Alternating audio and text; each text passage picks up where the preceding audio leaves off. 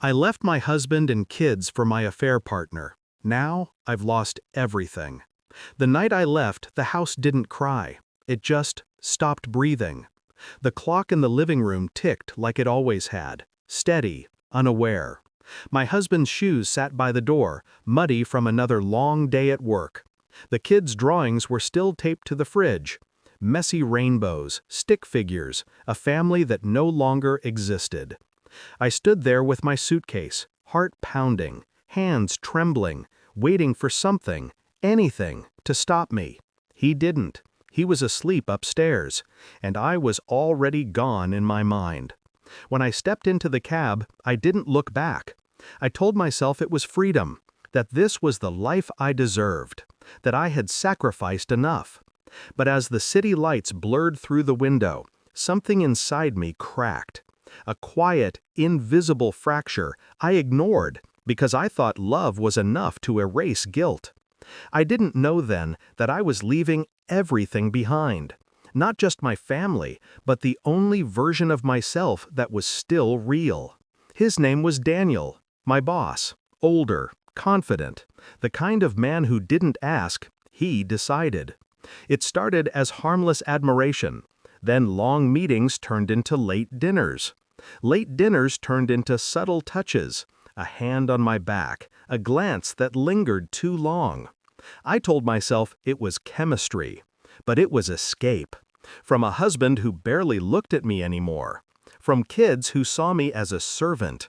From a life that felt like a slow death under fluorescent kitchen lights.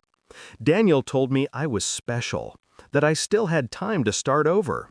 He said I deserved passion, adventure, something more than routine. So when he asked me to leave, I did, without hesitation, without remorse. The first week was intoxicating. Hotel sheets, champagne breakfasts, whispered promises. I felt wanted, seen, alive. But by the second month, I noticed it. The silence between his compliments.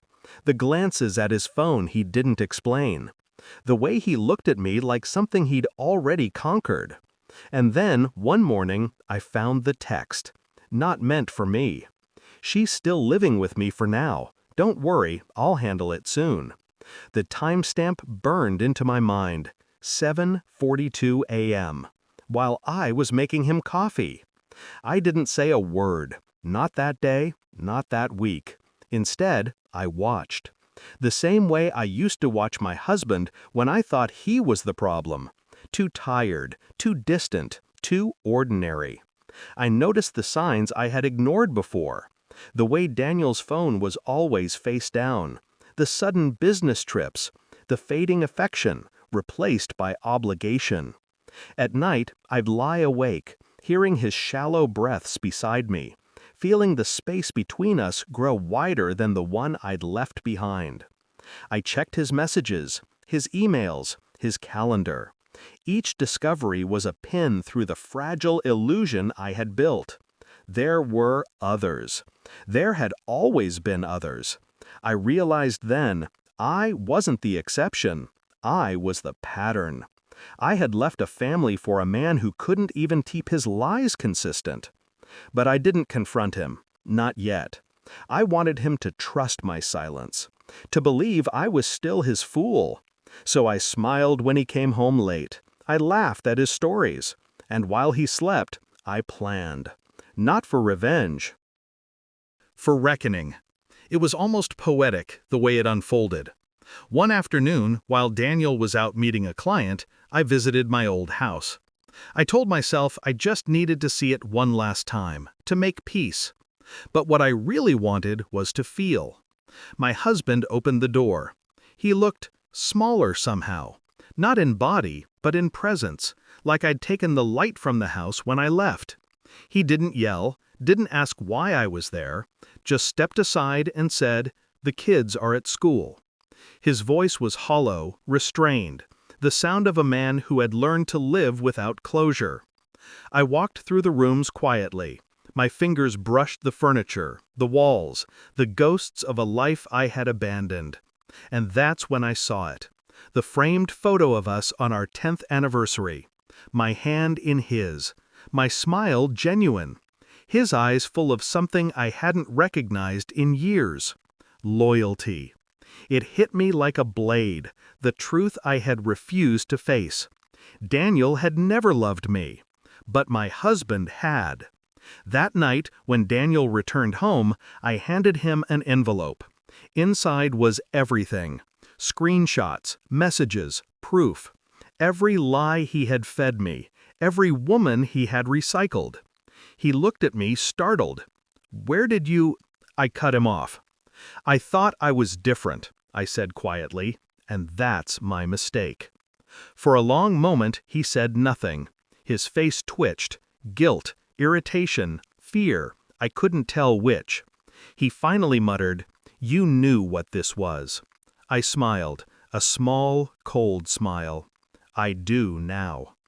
Leaving him wasn't dramatic. I didn't throw things, I didn't cry, I didn't even shout. I simply took my bag, my dignity, and the apartment keys, and placed them on the counter. "I thought I was escaping a cage," I whispered, "but you were just another version of it." His expression was unreadable, the calm before realization. As I turned to leave, he said, "You'll regret this. You have nothing left." I stopped in the doorway. He was right. But that was the difference. I finally understood what nothing meant. Nothing is freedom when you've lived too long pretending to be someone else. A week later, I called my husband. He didn't answer. So I wrote him a letter. Not to ask forgiveness, I didn't deserve that, but to tell him the truth, that I had been lost long before I ever left, that he had loved me more purely than I'd ever known, and that my betrayal wasn't his failure, it was my own reflection. I never sent it, because some truths belong only to the person who learns them too late. It's been 6 months. Daniel moved on. I saw the pictures online. A new assistant, younger, blonder, smiling the way I once did. My husband filed for divorce. The kids don't call much. When they do, their voices sound distant, polite, like they're talking to someone they used to know. I live alone now. 1 bedroom, sparse furniture, no photos on the walls. Some nights I still wake up expecting to hear little footsteps or the clatter of a coffee mug. Then I remember that life isn't mine anymore. And for the first time, I don't try to fix it. Because the truth is, I burned my world down for a feeling that never existed. And in the ashes, I found something terrifyingly honest, myself. The kind of person who can destroy everything for love and call it freedom. Now when I look in the mirror, I don't see a victim. I see consequence, and that's enough. How could you do this?